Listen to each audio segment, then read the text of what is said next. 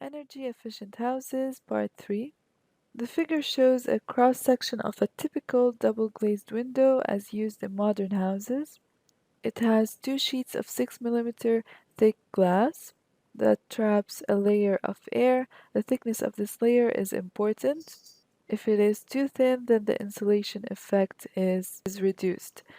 But if it is too thick, then convection currents will be able to circulate and carry heat from the hotter surface to the colder zone. In very cold countries, triple glazing is used. Modern double glazing uses special glass to increase the greenhouse effect. Heat radiation from the sun can get in, but radiation from inside the house is mainly reflected back again. Roof insulation in modern houses uses similar panels to those used in the wall. Cavities trapping a thick layer of air.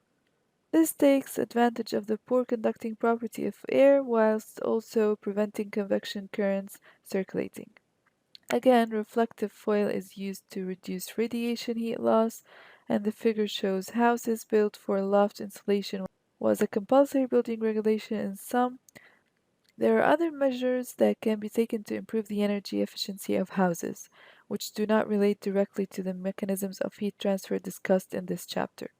For example, thermostats and computer control systems for central heating can further reduce the heating needs of a house. They stop rooms being heated too much by switching off the heat when a certain temperature is reached. Another important energy saving measure is the reduction or elimination of draughts from poorly lighting doors and windows. With your understanding of how heat travels, you can save your family money, keep warm, and reduce global warming.